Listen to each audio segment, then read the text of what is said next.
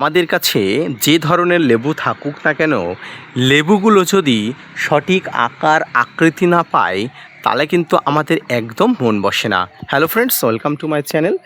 দেশ এবং দেশের বাইরে থেকে যারা আজকে আমার ভিডিওটি কন্টিনিউ করেছেন প্রত্যেককেই gardener tips with Kamal YouTube চ্যানেলে স্বাগতম।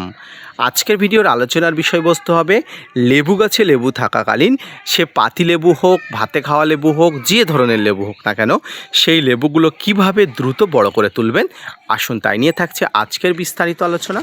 না স্কিপ করে কন্টিনিউ করুন।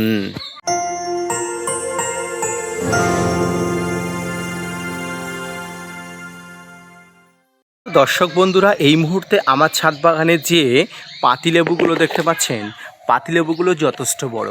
নর্মাল পাতিলেবুগুলো কিন্তু এত বড় হয় না, কিন্তু বিশ্বাস করুন আমার ছাদ বাগানের যে পাতিলেবুগুলো প্রথম অবস্থায় দেখলে হয়তো কেউ মনে করবে এক একটি মুসম্বি লেবু। এই লেবুগুলো কিন্তু এত পরিমাণে বড় হয়, দেখলে মনে হয় মুসম্বি লেবুর কোনো রকম কোনো জাত ধীরে ধীরে হয়তো গাছে বড় হচ্ছে, কিন্তু আদতে নয়।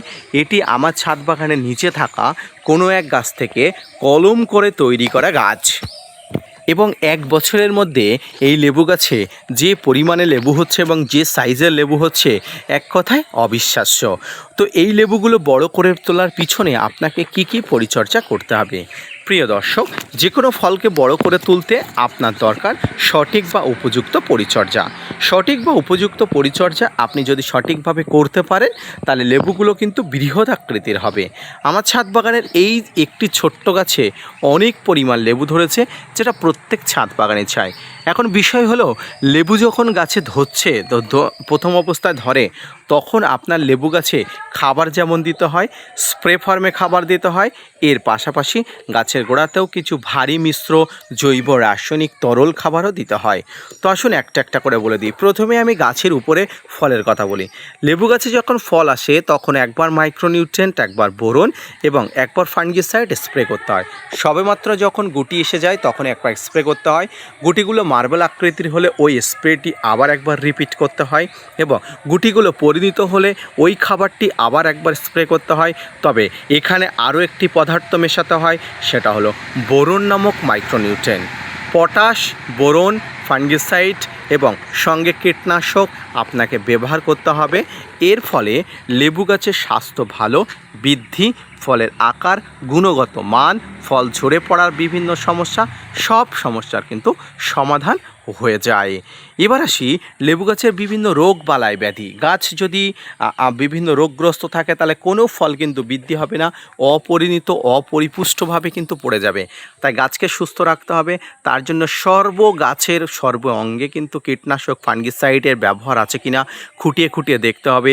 কীটনাশক ফাঙ্গিসাইড ব্যবহার করতে হবে কিনা সেটা আপনাকে বুঝতে হবে, এবং এটি বুঝতে পারলে আপনার ছাদ বাগানের লেবুগুলো সুস্থ থাকবে, বড় থাকবে, কোনো প্রকার ঝরে পড়ার প্রবণতা থাকবে না।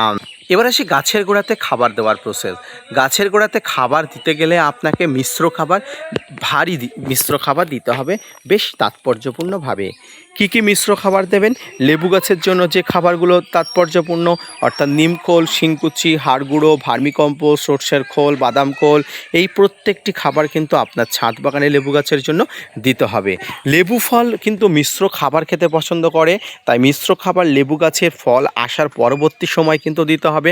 একবার দেওয়ার পরে আর দ্বিতীয়বার দেওয়ার দরকার নেই, কারণ একটি খাবার দেওয়ার পরে 2.5 থেকে 3 মাস আর খাবার দেওয়ার প্রয়োজনীয়তা থাকে না।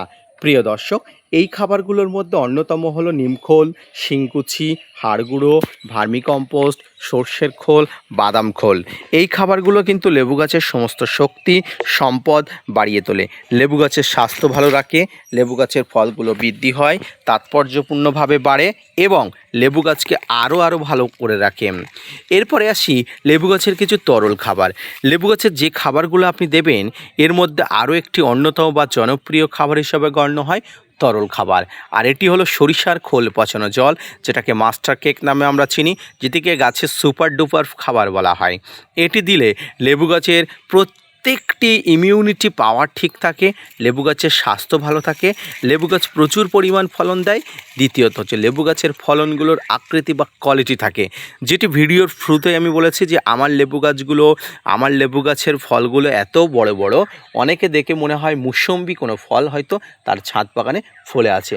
তাই প্রিয় দর্শক, প্রিয় শ্রোতা বন্ধুরা, আপনারা অবশ্যই লেবু ফলগুলো আপনি বড় করতে চাইলে আপনাকে পরিচর্যা করতে হবে সঠিকভাবে, তাৎপর্যপূর্ণভাবে। খাবার, ফাঙ্গিসাইড, কীটনাশক, মাইক্রোনিউট্রিয়েন্ট বা অনুখাদ্য সব কিছু আপনাকে দিতে হবে সঠিকভাবে, সঠিক মাত্রায়। তাই ফলগুলো দ্রুত বাড়াতে, ফলের আকৃতি ঠিক রাখতে, ফলগুলো সঠিকভাবে স্বাস্থ্যবান করতে আপনার দরকার সঠিকভাবে পরিচর্যা এবং নিউট্রিশনের অভাব। এই নিউট্রিশনের অভাবগুলো পূরণ করার জন্য আপনাকে অবশ্যই মেনে নিতে হবে সঠিকভাবে খাবার দেওয়ার প্রসেসগুলো।